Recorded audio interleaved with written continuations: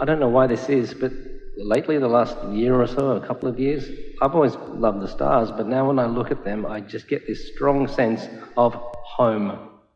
That's what it feels like. Home is the word I get when I look at the stars. What's that about? Is that connection to the universe, or what is it? It may be, but more what it is that in your appreciation, in your focus upon them, you are finding less resistance, and in less resistance, you are home. It feels like home. Is that what the thing is? You feel that well-being, you feel that feeling of home anytime you're not doing that thing that prevents you from being in that alignment.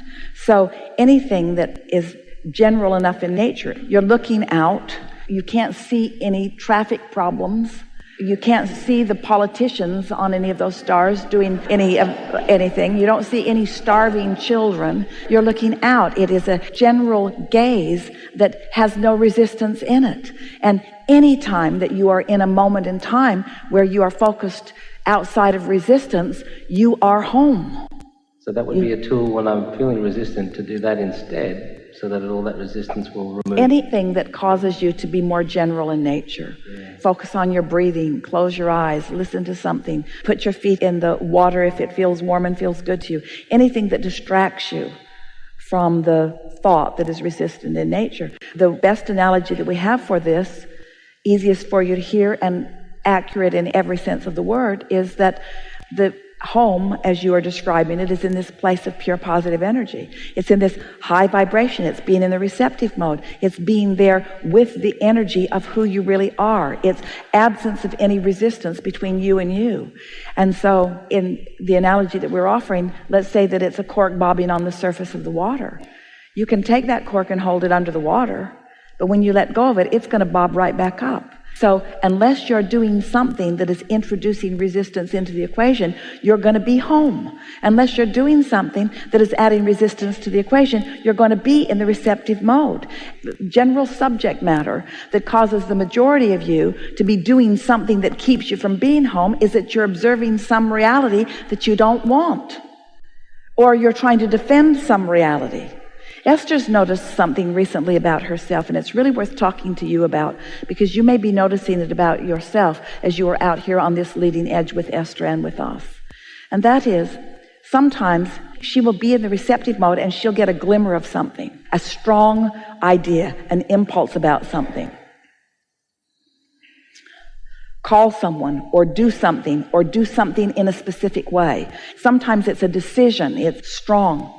But she will let someone else talk her out of it, or she just won't act on it. And then, as that thought turns more to a thing, and it becomes something that she doesn't want it to be, she realizes, I saw that coming, I had guidance about it, and I didn't do anything about it.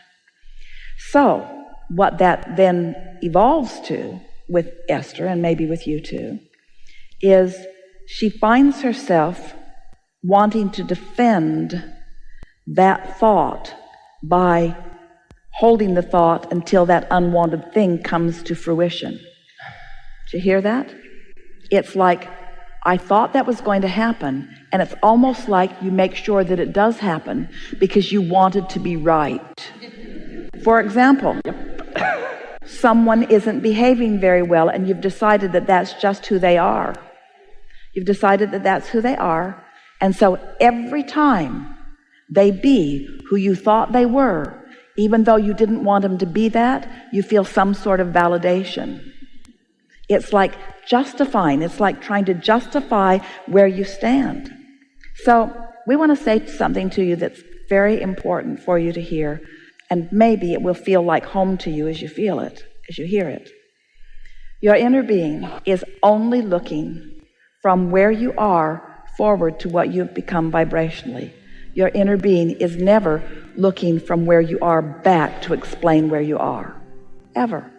So every time you're trying to justify an opinion about something or a reason for doing something, you are looking in opposition to who you really are, and you're doing that thing you do that is taking you out of the receptive mode every single time. We're not saying you can't look back, because there's plenty of wonderful stuff that you might want to remember back there. But any time that you're trying to explain why you are here, if here is where you don't want to be, that's really what you are usually doing when you are holding yourself out of the receptive mode. That usually is the function that is taking place. And now we've talked about it here today. It's not likely that you will do it without at least recognizing that you are doing it. Just say to yourself, I no longer have to defend or explain anything to anyone, because anytime you try, you are shooting yourself in the foot, so to speak. Enough? You led into something. Past lives.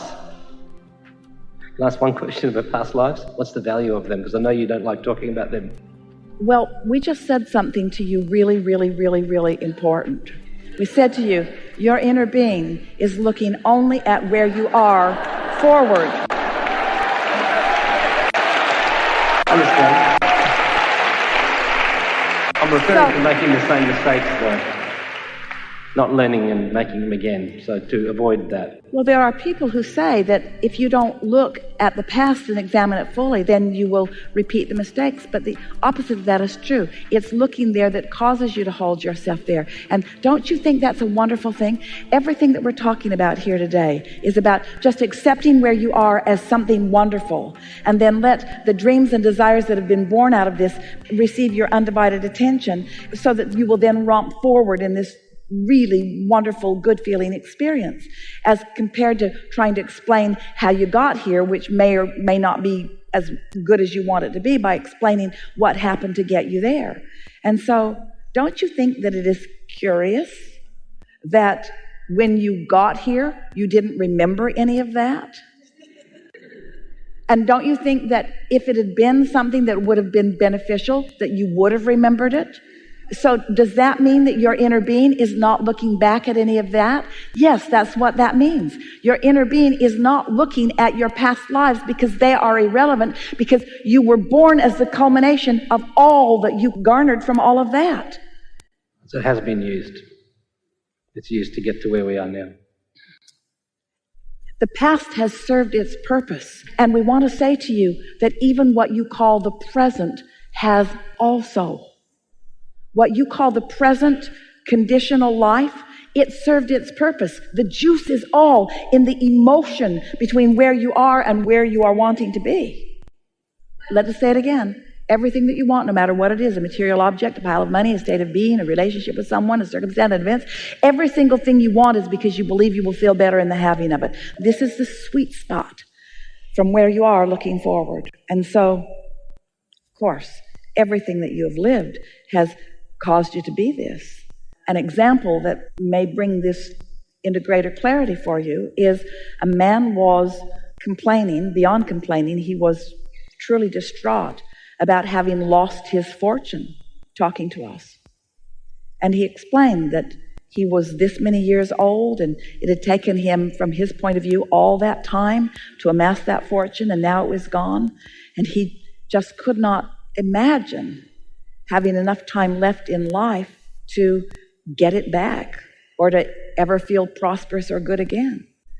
And we said to him, those manifestations don't mean anything. You may have lost some manifestations, but you have not lost your vibrational prowess. You cannot cease to be in this forward place where you stand, and most of all, your vortex cannot cease to be. So as long as there is a you still in your physical form and a vortex that is vibrationally pulsing, then everything that is necessary for you to accomplish everything that you want is still available to you, because your manifestations don't represent you well at all.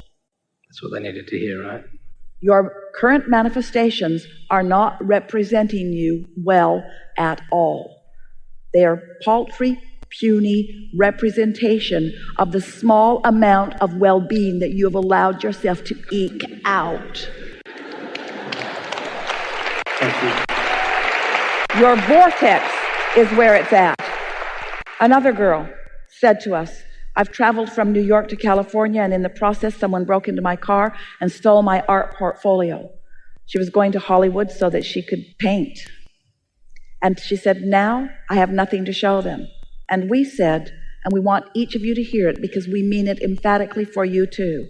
Your portfolio misrepresents who you are. She had stuff in there that she had painted 20 years before. That's not representative of the painter she is now. Most of what was in that portfolio, all of what was in that portfolio, misrepresented who she is now. We said, go and paint something. Show them who you now are. And that's what we want you to feel about yourselves. What is doesn't mean deadly squat. It's old news. But this vortex that you've created, that's where all of the juice is. And as you stand, aware that your inner being is aware of you and aware of all that you've become, and you just allow yourself to move in the direction of that, then life feels really good to you. And the stuff will come too. And people will be amazed at what you accomplish. And your assets will pile up until you try to get rid of them. In other words, there will be a time that we will hold seminars on demanifestation.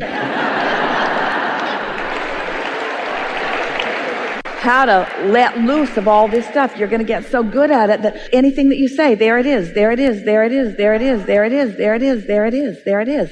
But then new desires come, like where to put it. So now you're building more garages. In and out, in and out, in and out, in and out. All of this magnificent stuff in existence for your creative genius. Yeah. Thank you so Yes, much. it is.